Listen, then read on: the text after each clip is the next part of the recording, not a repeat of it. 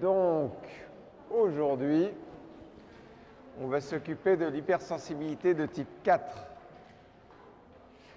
Vous avez connu la 1, vous avez aimé la 2, vous avez préféré la 3, et maintenant, il y a la 4.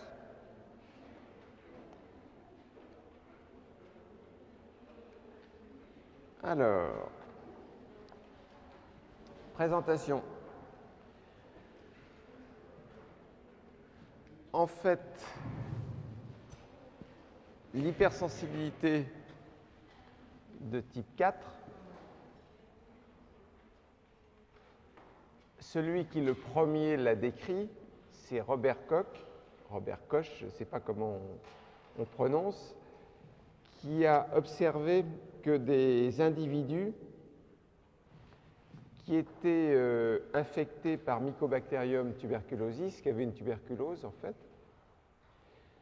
développaient une réaction inflammatoire lorsque on leur injectait en fait un filtrat qui était dérivé de culture de Mycobacterium tuberculosis.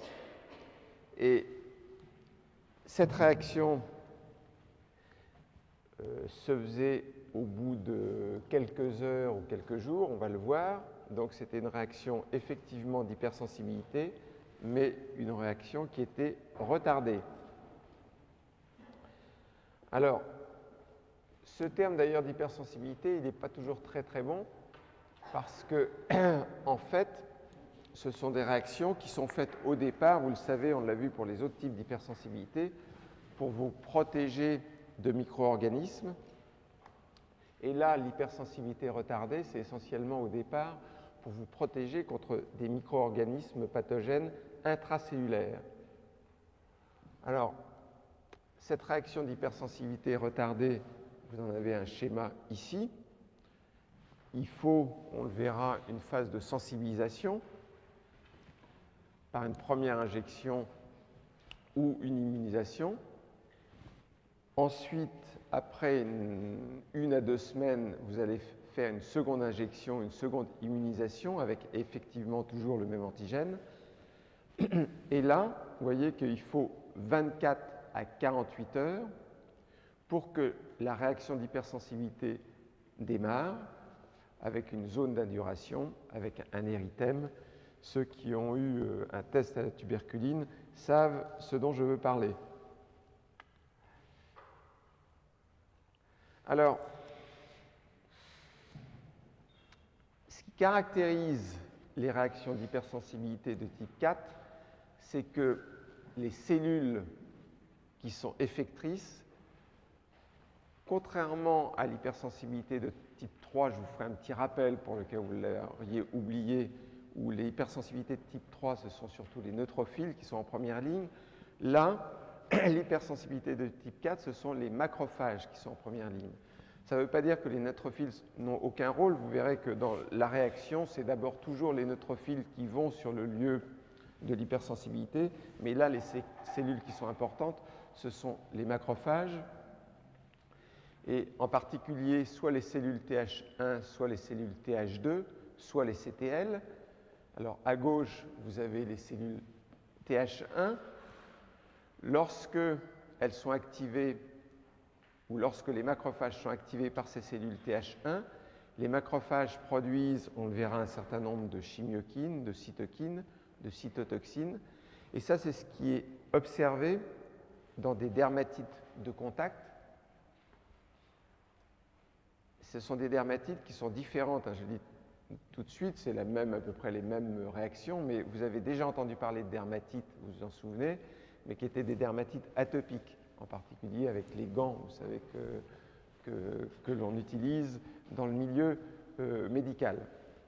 Donc là, dermatite, c'est provoqué également par les macrophages. Vous avez un autre mécanisme où là, ce sont en fait les macrophages qui activent les cellules T, Th2, T auxiliaire 2, qui elles-mêmes activent des éosinophiles qui produisent un certain nombre de cytokines, de médiateurs de l'inflammation. Donc là, c'est ce qu'on retrouve dans l'asthme chronique, dans des rhinites allergiques chroniques. asthme, rhinite, c'est ce que vous aviez trouvé aussi dans les hypersensibilités de type 1, mais là, c'est des mécanismes qui sont différents. Et troisième type d'action que vous pouvez observer dans l'hypersensibilité de type 4, ce sont cette fois-ci les CTL, avec un mode d'action classique, avec lyse des cellules cibles. C'est ce qu'on observe dans la dermatite de contact. Alors, petit rappel que je fais là, on quitte simplement l'hypersensibilité de type 4, ça vous n'avez pas besoin de le prendre, vous le connaissez déjà, sauf que je vais modifier le schéma. Je vais rechanger sur le web le cours parce que j'ai modifié un certain nombre de choses, dont ce schéma-là. Donc le petit rappel, c'était donc les hypersensibilités de type 3. Vous vous souvenez, c'est dû au complexe immun. Vous êtes piqué là par une abeille ou une guêpe. Vous avez l'antigène, vous avez la formation de complexes immuns ici. Vous avez ces complexes immuns qui vont activer le complément. Le complément vont cette fois-ci activer les mastocytes qui vont libérer un certain nombre de médiateurs qui vont augmenter la perméabilité vasculaire. En même temps, ces fragments du complément sont des chimioattractants, donc finalement, les neutrophiles vont sortir sur le lieu de la piqûre de la guêpe ou du frelon ou de l'abeille. Donc là, vous avez des neutrophiles. Ce qui se passe, c'est que une fois que le neutrophile est arrivé sur le lieu de la piqûre, vous avez un fragment du complément qui est C3b, qui vient se lier sur le complexe immun. Le complexe immun, grâce au fragment C3b, va activer les neutrophiles et vous avez en fait production par les neutrophiles d'enzymes lytiques. Donc là, le message, c'est bien de dire que dans l'hypersensibilité de type 3, ce sont bien les neutrophiles qui sont actifs, alors que là, dans l'hypersensibilité de type 4, ce sont surtout les macrophages qui sont actifs. Alors, ces réactions de type 4, c'est induit notamment par des protéines comme les venins d'insectes, par des protéines mycobactériennes, c'est typiquement la tuberculine, par exemple, et ça vous donne des œdèmes cutanés locaux, des érythèmes, des indurations, des dermatites, infiltration cellulaire, bien entendu, locale. Bonjour. Alors, différentes phases, vous les avez déjà vues un petit peu rapidement. La première phase, c'est qu'il faut une phase donc, de sensibilisation d'à peu près 1 à 2 semaines. Et que se passe-t-il pendant cette phase de sensibilisation? Vous allez le voir ici. C'est une phase tout à fait classique pour laquelle les cellules présentatrices d'antigènes, notamment les cellules de Langerhans, les cellules dendritiques, vont présenter un antigène à des lymphocytes T auxiliaires et il va y avoir prolifération des lymphocytes T auxiliaires. Donc ça, tout à fait classique, phase de sensibilisation. Ensuite, s'il y a à nouveau le même antigène qui vous est présenté, donc après cette phase de sensibilisation, il y a beaucoup de développement en particulier, je vous l'avais dit, des T auxiliaires, aussi un petit peu des T cytotoxiques. Alors, vous pouvez trouver dans les livres d'immunologie qui datent un petit peu des cellules dont vous allez vous demander qu'est-ce que c'est ces cellules-là. C'est des cellules qui s'appellent non pas TH, T helper, mais TDTH, pour Delayed Type Hypersensibilité. C'est-à-dire ces cellules DTH, qu'on appelait les cellules qui étaient impliquées dans l'hypersensibilité retardée, en fait, ces cellules DTH, maintenant, on sait tout simplement que ce sont des cellules TH, c'est-à-dire des cellules T helper. Mais si vous voyez dans des livres DTH, cellule T, DTH, vous ne dites pas, tiens, ça, il ne nous en a jamais parlé. C'est en fait tout simplement les cellules T helper. Alors, une fois que vous avez cette phase de sensibilisation, vous arrivez dans cette phase effectrice où il va y avoir à nouveau une présentation du même antigène à des cellules T helper qui ont déjà été sensibilisées. Et là, il faut que vous arriviez à suivre ce qui s'est passé, puisque ce qui se passe ici, c'est que les cellules T helper sécrètent un certain nombre de cytokines dont on va parler, qui vont attirer des monocytes, qui vont activer les monocytes qui vont se transformer en macrophages, et les macrophages eux-mêmes vont produire un certain nombre de cytokines. Je vous laisse regarder tranquillement.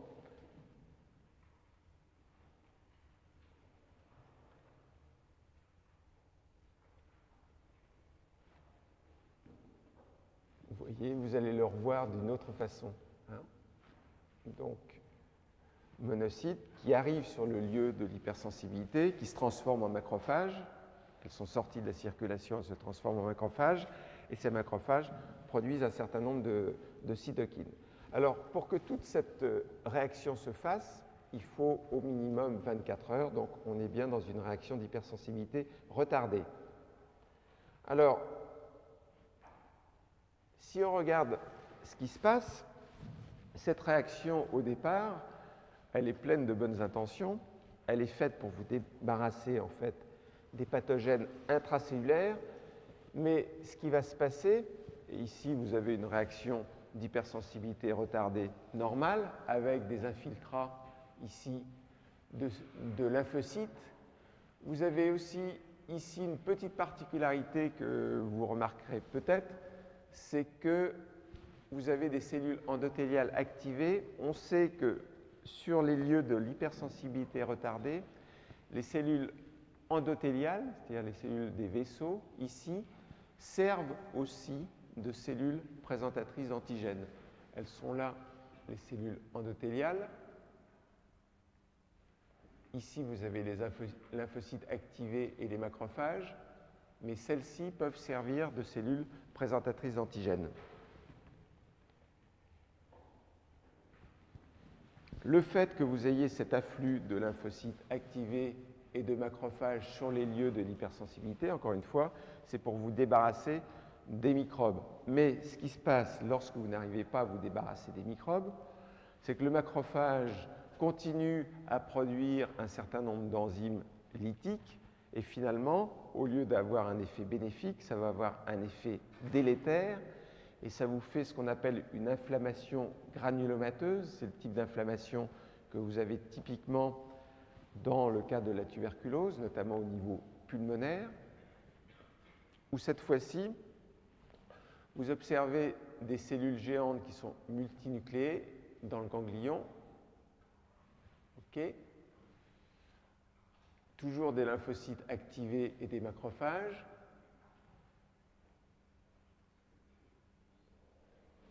Ces cellules géantes multinucléées, ce sont des cellules de Langhans. C'est finalement des macrophages qui ont plus ou moins fusionné entre eux. Cellules de Langhans, pas cellules de Langerhans. Hein. Cellules de Langhans. Là, c'est lorsque vous n'arrivez pas à vous débarrasser, encore une fois, des microbes intracellulaires. Alors, vous avez vu un certain nombre de cytokines apparaître ici et qui sont impliquées dans les réactions d'hypersensibilité retardée. Alors, vous avez d'abord les cytokines que vous voyez ici qui sont produites par les TH1, les TH1 qui sont activés par les cellules présentatrices. Et vous notez que vous avez, parmi toutes ces cytokines, IL3 et GM-CSF.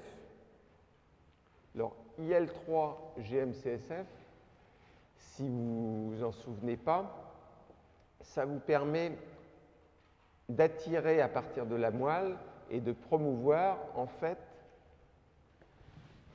à partir de précurseurs myéloïdes, la production de la lignée granulocyte-monocyte. Vous avez ici en rouge, IL3 GM-CSF, vous le retrouvez ici et ici, et ça aboutit bien à la production de neutrophiles et de monocytes.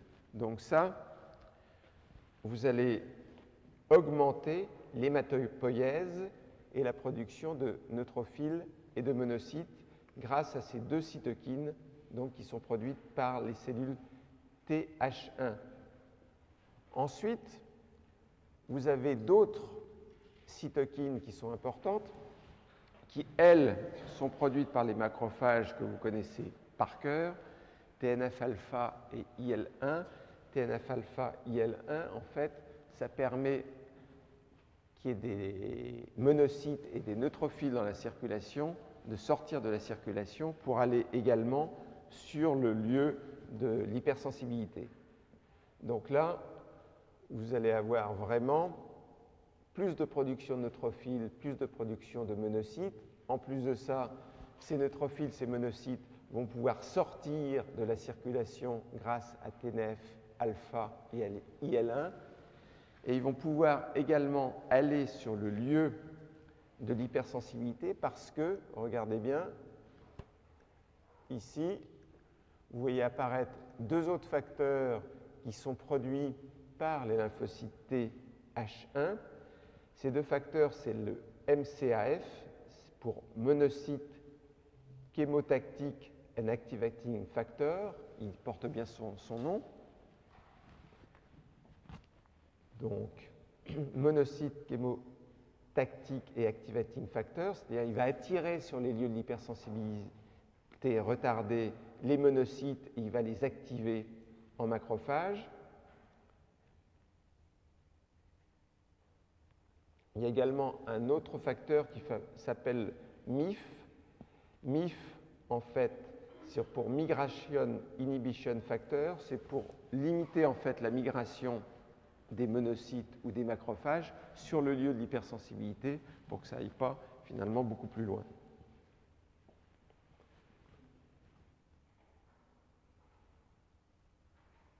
Bien. Alors là, on voit à nouveau comment ça se passe.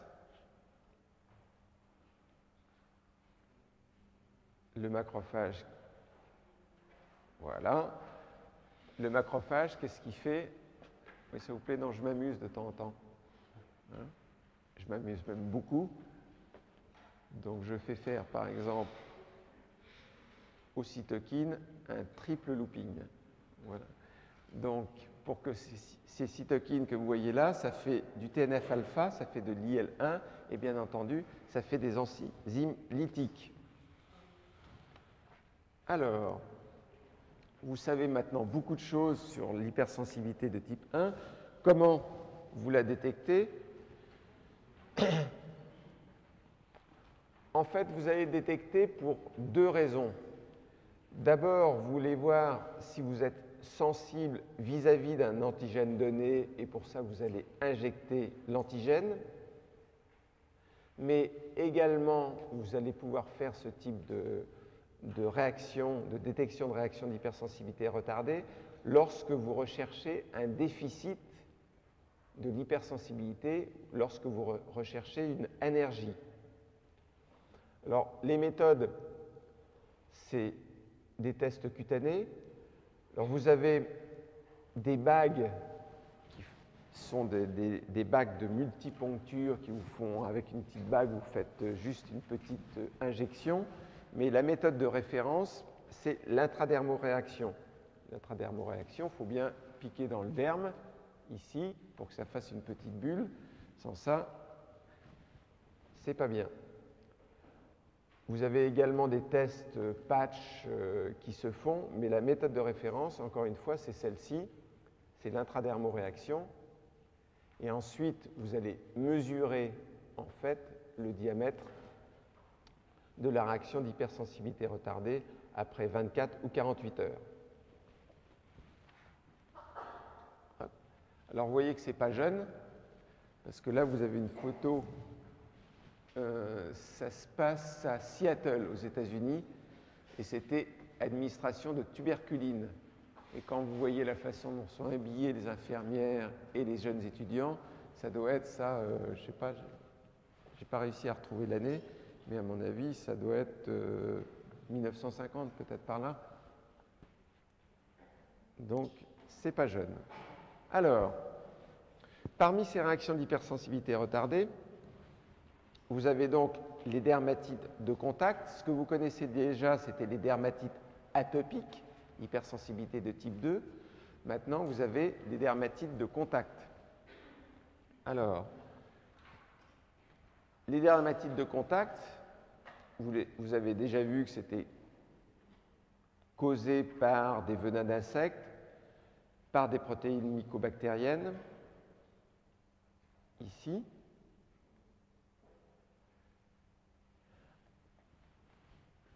À côté de ces dermatites de contact, vous avez des hypersensibilités de contact. Hypersensibilité de contact, et c'est causé par un certain nombre d'aptènes. Alors vous avez l'impression que vous ne connaissez pas du tout ça. Par exemple, le sumac vénéneux, qu'est-ce que c'est que ça? C'est causé également par des petits ions métalliques, le nickel, le chrome. Ça donne cette fois-ci des réactions épidermiques locales. Ces hypersensibilités de contact. Et voilà, par exemple, le sumac. Et voilà des feuilles de sumac. Donc, quand vous verrez ce type d'arbre, vous allez peut-être être un petit peu plus prudent. Mais il y a d'autres feuilles bien connues qui peuvent vous donner ce type d'hypersensibilité. C'est le chêne. Chêne, en anglais, c'est poison oak. C'est le lierre, poison ivy. Vous avez des cartes qui vous donnent notamment aux États-Unis. Alors celle-ci, c'est poison ivy. C'est donc le lierre, l'endroit où vous avez du lierre et les états qu'il faut peut-être éviter si vous avez cette hypersensibilité retardée. Alors si on regarde maintenant sur un schéma qui va vous résumer exactement ce que je viens de vous dire, mais sous une autre forme, comment ça se passe. Donc vous avez un chêne, là en particulier un chêne vénéneux. Simplement au contact de ce chêne-là, il y a un antigène, les cellules de Langerhans qui activent les T auxiliaires, qui produisent de l'interféron gamma. Alors, au passage, vous notez que j'ai fait sortir d'abord les neutrophiles, qui sont tout de même les premières cellules qui apparaissent sur les lieux de la lésion, mais ensuite, ce sont les monocytes là, qui sont en train de sortir, qui se transforment en macrophages. Vous avez les facteurs qui attirent les macrophages et le macrophage qui libère ses enzymes lytiques. Donc, contrairement à tout à l'heure, le neutrophile a une petite action, mais c'est vraiment le macrophage qui est important. On recommence. Voilà. Interféron. Neutrophile. Ici, vous avez la sortie du monocyte. Il se transforme en macrophage. Grâce à l'interféron, il va extrêmement bien présenter l'antigène. De toute façon, le macrophage produit des enzymes lytiques. Alors, dans les dermatites de contact, voilà, vous en avez une ici.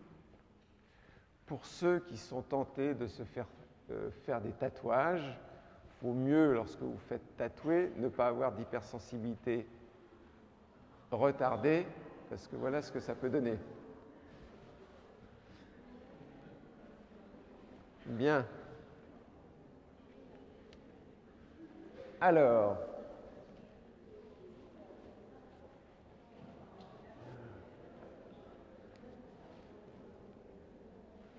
c'est les petits ions qui vous donnent ça. Impressionnant, hein? Bon.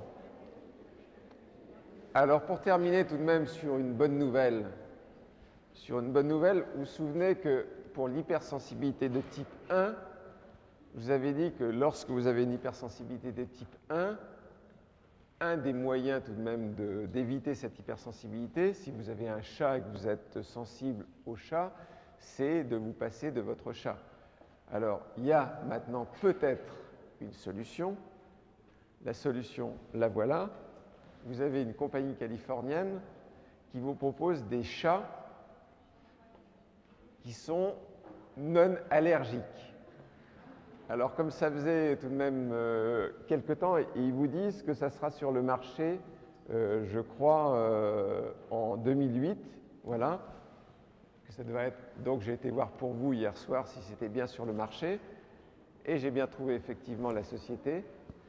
Vous auriez donc des chats qui sont ou qui vous provoqueraient moins d'allergie. En fait, c'est par des techniques qui sont extrêmement subtiles de siRNA, de Small Interfering RNA, où ils vont bloquer en fait l'expression d'une protéine qui est un des allergènes majeurs chez le chat. Mais ça ne veut pas dire que malheureusement vous ne ferez pas d'allergie contre d'autres allergènes que peuvent porter ce magnifique chat. Et vous avez noté qu'on a passé beaucoup de temps sur l'allergie. Je vous ai dit la dernière fois que j'avais lu un article la semaine dernière sur le rôle croissant des pharmaciens ici. Bah, écoutez, si vous voyez effectivement un petit garçon comme ça qui se présente dans votre officine, tout de même, faudra faire quelque chose pour lui. Voilà pour les allergies. Et maintenant, on va passer plusieurs heures sur totalement autre chose. J'ai fait le cours cette année dans l'ordre des, je dirais, des pathologies les plus fréquentes. Donc, j'ai d'abord traité les allergies et maintenant, on va traiter les maladies auto-immunes.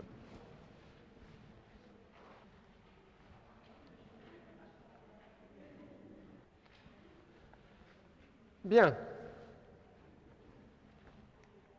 Alors,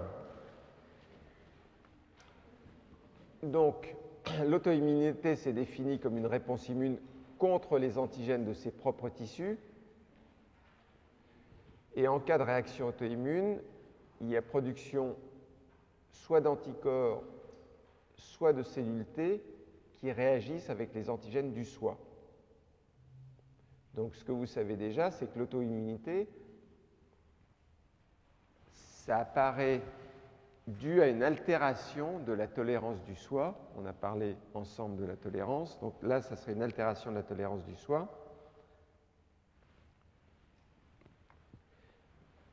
Vous vous souvenez également d'une chose importante, c'est que les maladies auto-immunes sont dues à une réponse auto-immune, mais il peut exister une réponse auto-immune sans maladie. Donc, il faut distinguer deux choses, l'auto-immunité d'une part et les maladies auto-immunes d'autre part. Vous pouvez avoir auto-immunité sans maladie.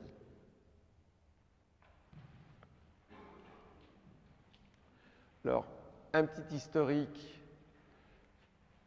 On a vraiment l'impression que c'est Paul Ehrlich qui a été le vrai père de l'immunologie, parce qu'on le retrouve pour les anticorps, on le retrouve aussi pour le terme auto-immunité. C'est lui, en fait, qui a introduit, Paul Ehrlich, c'était en 1900, l'idée, vous le savez, que les réactions immunes pouvaient avoir un effet délétère.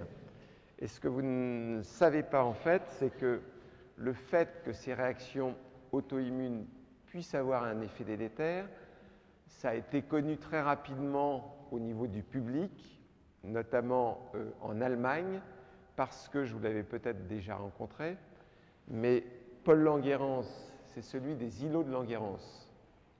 Paul Langerhans, qui était donc un pathologiste, qui était un scientifique connu à son époque, a perdu son fils de 2 ans après l'injection, en fait, d'un sérum antidiphtérique, si mes souvenirs sont exacts. Il a fait une réaction qui était délétère, qui n'était pas une réaction d'auto-immunité, hein, c'est typiquement une réaction d'hypersensibilité, mais on s'est aperçu que les réactions immunologiques pouvaient être dangereuses.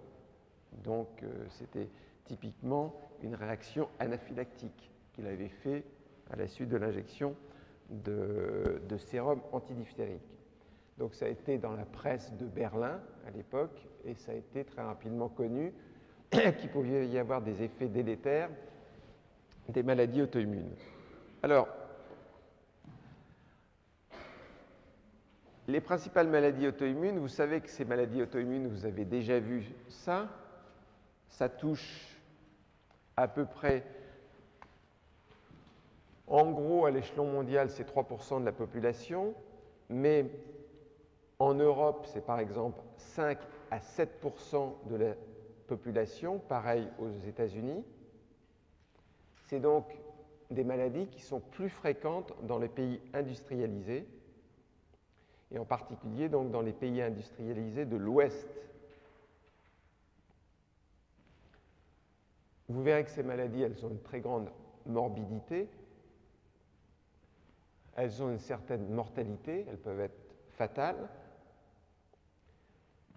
elles ont des conséquences économiques et sociales importantes. Je vous donnerai quelques chiffres au fur et à mesure qu'on verra telle ou telle maladie, mais pour donner qu'un exemple, la polyarthrite rhumatoïde, c'est une perte économique aux États-Unis de l'ordre de 1 milliard de dollars par an. Et aux États-Unis, le coût du diabète insulinodépendant, c'est supérieur à 100 milliards de dollars par an. Donc des chiffres qui sont considérables. Maintenant, on vous parle à longueur de journée de millions de dollars, de milliards de dollars. On ne sait même plus d'ailleurs si c'est des millions ou des milliards. Là, je vous parle bien de milliards. Alors, il y a énormément de maladies auto-immunes différentes, mais ce que l'on distingue, et on va faire la distinction, nous, c'est entre les maladies qui sont spécifiques d'organes, donc qui touchent un organe particulier, vous en voyez ici, donc système endocrine, la thyroïde. Vous allez voir la thyroïdite d'Hashimoto, qui est une hypothyroïdie, la maladie de base d'eau, ce qu'on appelle grave disease, qui est une hyperthyroïdie, le diabète de type 1, maladie d'Addison, donc tout ça, ça touche un organe du système endocrine. Vous avez des maladies qui touchent le système hématopoïétique, anémie hémolytique auto-immune, l'anémie de Birmer, l'anémie pernicieuse. Le système neuromusculaire, myasthénie, sclérose en plaques. D'autres maladies spécifiques d'organes, pemphigus, vitiligo, psoriasis, très... Ah, non, vous voulez que je revienne en arrière, c'est ça. Je reviens en arrière. Ne vous inquiétez pas, on va toutes les voir une par une. C'est tellement important, c'est tellement fréquent. Oui.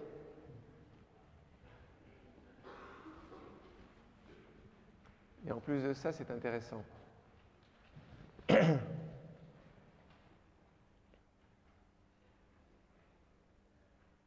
Oui, une par une.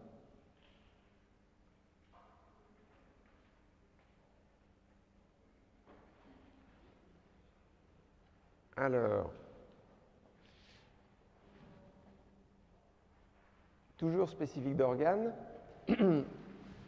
rhumatisme articulaire aigu, a le syndrome de Goodpasteur, hémorragie pulmonaire et néphrite, tractus gastro-intestinal, on retrouve l'anémie pernicieuse, mais vous avez la maladie de Crohn, la maladie cœliaque, la cirrhose biliaire primitive.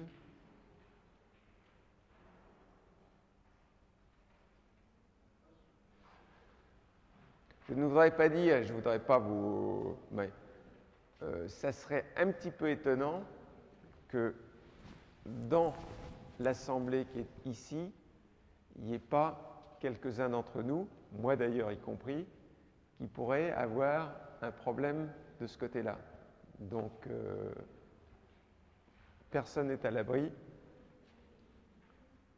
de l'une de ces maladies. Alors, vous notez au passage que, ce que je vous avais dit, beaucoup de ces maladies étaient considérées au départ comme des maladies, par exemple le diabète. Le diabète, c'était une maladie du système endocrine, puis on s'est aperçu que c'était une maladie immunologique. La sclérose en plaques, c'était une maladie neurologique, on s'est aperçu que c'était une maladie immunologique. Vous avez des hépatites auto-immunes. Les hépatites auto-immunes, c'est 20% des patients qui ont des hépatites chroniques. En fait, c'est une maladie, c'est une hépatite, d'accord, mais c'est une maladie immunologique. Psoriasis, vitiligo, c'est des dermatologues qui voient ça. À nouveau, maladie immunologique. Mais vous n'en avez pas fini avec les maladies immunologiques parce qu'à côté de ces maladies qui sont spécifiques d'organes, vous avez ce qu'on appelle les maladies de système qui touchent de multiples organes, tout simplement parce que la réaction auto-immune est dirigée contre des antigènes qui sont largement distribués dans votre organisme, en particulier des molécules qui sont intracellulaires et qui sont impliquées en fait dans la transcription et dans la traduction du code génétique.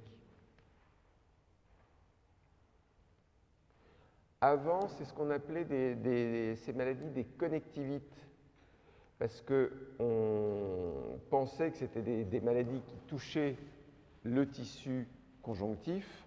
En fait, c'est un mauvais terme, parce que ces maladies de système peuvent de temps en temps pas du tout toucher justement le tissu conjonctif. On va beaucoup parler là de lupus, de polyarthrite rhumatoïde, sclérodermie, syndrome de Sjögren. On va en parler aussi. Là, vous le voyez déjà, parce qu'à un moment donné, vous allez le voir réapparaître. Donc, vous vous souviendrez que le syndrome de Sjögren, c'est une arthrite, c'est une inflammation de la parotide et de la kératine.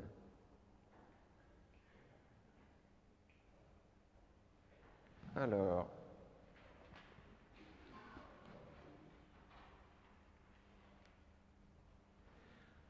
les mécanismes. Alors là, il y a une subtilité. On va donner un certain nombre de règles générales. Première règle générale, lorsque l'on vous parle de mécanismes de l'auto-immunité, il faut distinguer deux choses qui sont très différentes. La première, c'est ce qu'on appelle les mécanismes sous-jacents, les étiologies. Donc ces mécanismes sous-jacents, ces étiologies, ces mécanismes étiologiques, je vous donne un exemple. Quand je dis c'est sous-jacent, c'est la génétique. Ça peut être des médicaments, ça peut être l'environnement. Tout ça, ce sont des étiologies, ce sont des mécanismes sous-jacents. C'est à distinguer des mécanismes pathogènes. Les mécanismes pathogènes, c'est ceux qui sont directement responsables de la maladie. Par exemple, dans les mécanismes pathogènes, vous allez avoir l'augmentation de l'activité des cellules T auxiliaires. Ça, c'est pathogène. Vous allez avoir l'action des anticorps. Ça, c'est pathogène. Donc, vous avez d'un côté les causes sous-jacentes des maladies auto-immunes, les causes sous-jacentes, ce sont les étiologies, médicaments, génétique, environnement, exposition à un virus, on va voir tout ça. Donc, mécanismes étiologiques, sous-jacents, et les mécanismes pathogènes, ceux qui sont directement responsables de la maladie. Alors, on va faire un certain nombre d'hypothèses sur ce que sont ces mécanismes étiologiques. Ce sont des hypothèses, mais ce sont des hypothèses qui sont basées sur l'observation, c'est-à-dire que ce n'est pas des hypothèses que l'on sort comme ça, que les immunologistes sortent de leur cerveau fertile, mais c'est basé sur l'observation. Alors, autre règle générale, il n'y a pas en fait de mécanisme étiologique ou pathogène unique pour toutes les maladies ou pour toutes les réactions auto-immunes.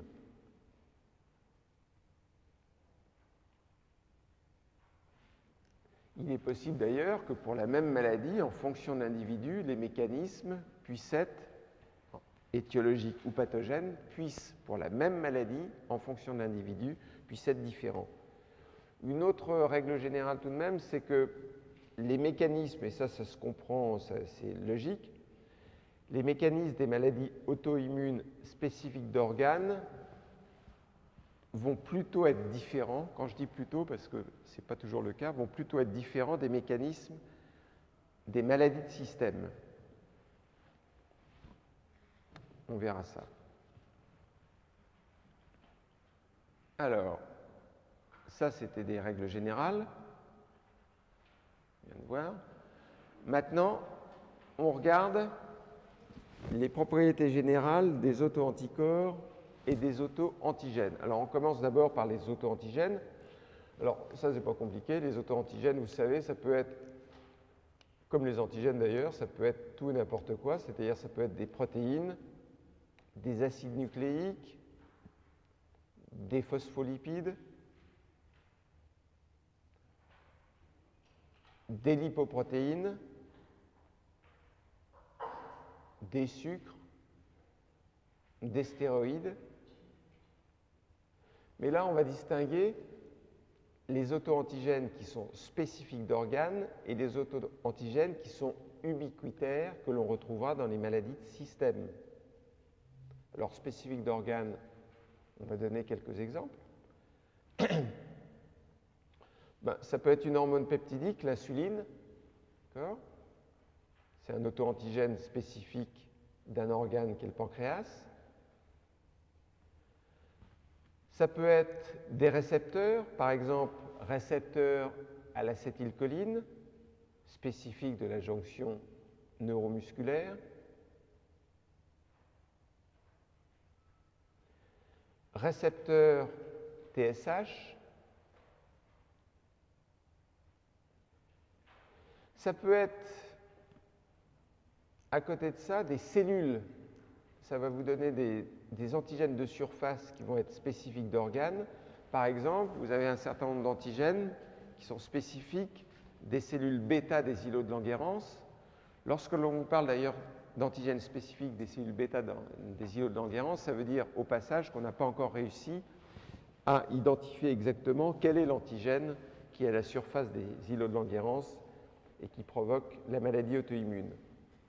Donc si vous avez ces antigènes qui sont spécifiques, vous avez des antigènes ubiquitaires.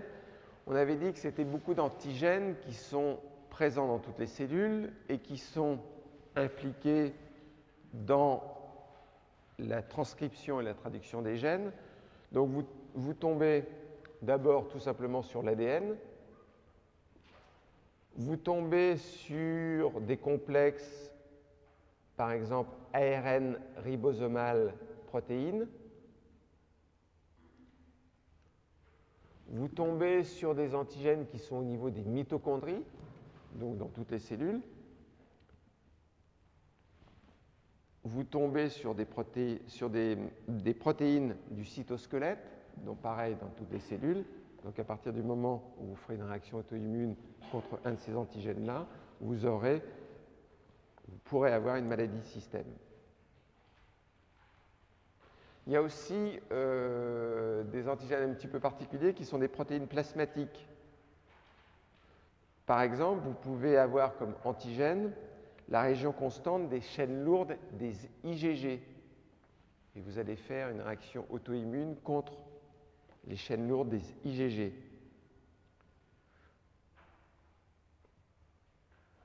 Alors, les auto-anticorps. En pratique, les auto-anticorps que vous voyez apparaître avec un certain nombre d'exemples,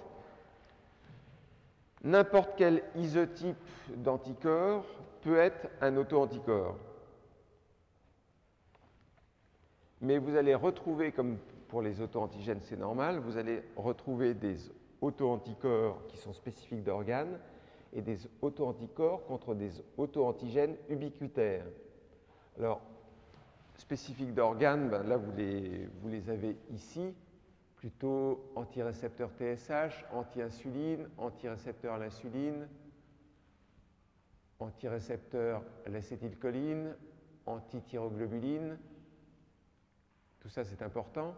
Anti-ADN, anti-mitochondrie, ça va plutôt être des auto-anticorps, donc qui vont vous donner des maladies de système.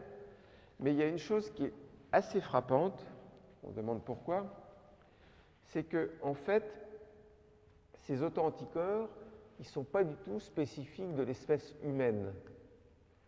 Ils sont dirigés contre des auto-antigènes qui sont extrêmement conservés à travers les espèces. On va prendre par exemple un exemple qui sont les anticorps antirécepteurs à l'acétylcholine. Ben, ces anticorps antirécepteurs à l'acétylcholine, ils sont provoqués par des auto-antigènes que vous retrouvez par exemple chez ce sympathique poisson. J'aimerais pas être en face de lui, moi, je sais pas. L'anguille électrique. Ben, il a exactement les mêmes auto-antigènes que dans l'espèce humaine. Ce qui est assez pratique d'ailleurs parce que lorsque vous allez vouloir faire des tests pour la détection d'auto-anticorps contre le récepteur à l'acétylcholine, vous allez pouvoir utiliser les cellules de l'anguille électrique au lieu d'utiliser des cellules humaines pour détecter ce type d'anticorps. Donc les auto-anticorps sont dirigés contre des auto-antigènes qui sont phylogénétiquement conservés, puisqu'on peut remonter jusqu'aux insectes, hein, mais là je suis remonté jusqu'aux anguilles.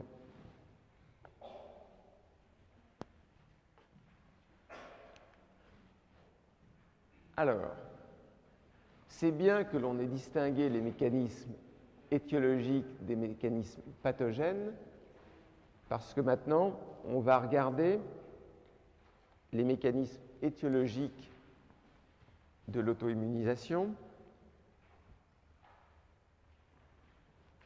Il y a en fait 7 théories qui sont proposées, et la première théorie qui est proposée, c'est en fait la théorie des antigènes séquestrés. Qu'est-ce qui va faire que finalement vous allez développer une réaction auto-immune? Une des théories, c'est qu'un certain nombre d'antigènes, par exemple des antigènes qui sont présents au niveau du cristallin, ici, au niveau du cristallin de l'œil. Mais c'est vrai également pour des antigènes qui sont présents au niveau du système nerveux central, au niveau de la thyroïde, au niveau des spermatozoïdes. Ces antigènes, au cours de la maturation du système immunitaire, ne sont pas amenés à être naturellement au contact avec les cellules du système immunitaire. Si, par accident, ou si par hasard, au cours de votre vie, ces antigènes sont tout d'un coup exposés aux cellules du système immunitaire, les cellules du système immunitaire qui ne les connaissaient pas vont faire une réaction contre un antigène du soi, et ils font cette réaction parce que pour l'instant, ils ne l'avaient pas vu, cet antigène du soi. Donc c'est la théorie des antigènes qui sont séquestrés, qui sont cachés, des antigènes cryptiques. Et ça, c'est au niveau anatomique. Mais il y a la même théorie, j'adore, j'entends un silence religieux sur le truc, c'est un plaisir de donner ces cours. Bien. Il y a une autre théorie qui est une théorie qui est à l'échelon non pas anatomique, mais à l'échelon moléculaire, des antigènes qui sont des antigènes cryptiques. Vous voyez, là, vous êtes sur le plan en physiologie. Vous avez une cellule présentatrice d'antigènes qui présente à votre système immunitaire des épitopes T du soi, et elle présente essentiellement, parmi ces épitopes T, il y a des épitopes qu'on appelle immunodominants, puis il y a des épitopes T du soi, des petits peptides ici, qui sont très peu présentés. Vous, de façon physiologique, lorsque c'est un épitope T immunodominant du soi, vous savez que dans ces cas-là, il y a une sélection négative, en fait, des lymphocytes. Donc, dans ces cas-là, vous n'aurez pas physiologiquement de lymphocytes T dirigés ou qui vont reconnaître des épitopes T immunodominants et qui vont être stimulés par ces épitopes T immunodominants. D'accord ? Quant aux antigènes cryptiques, pour l'instant, vous en occupez pas, vous ne les voyez pas. Et ce qui se passe lorsque vous avez une infection virale qui va faire que vous allez augmenter, par exemple grâce à l'interféron gamma, la présentation, cette fois-ci, des épitopes T qui étaient cryptiques. Ils étaient jusqu'à présent cachés, ces épitopes T, vous les présentiez très peu. D'accord ? Et là, parce que vous avez une infection virale, parce que vous développez un cancer, et là on va y revenir, dans ces cas-là, vous mettez, ou les cellules présentatrices, se mettent à présenter ces antigènes cryptiques. Ces antigènes cryptiques sont capables de stimuler des lymphocytes T, qui auparavant, au cours de la maturation du système immunitaire, de toute façon ne les avaient pas vus, comme tout à l'heure, ils étaient cachés. Maintenant, non seulement vous ne les cachez pas, mais vous les présentez de façon importante. Donc, ça c'est important pour une chose.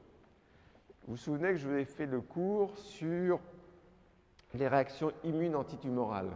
Je vous remontre une diapo et vous vous souvenez que parmi les antigènes de tumeur, il y avait des antigènes qui étaient des antigènes, ça on ne s'en occupe pas en tout cas aujourd'hui, qui correspondaient à une mutation d'un acide aminé, mais vous vous rappelez que beaucoup des antigènes de tumeur étaient tout simplement des antigènes qui étaient hyper exprimés par les cellules tumorales par rapport aux cellules normales.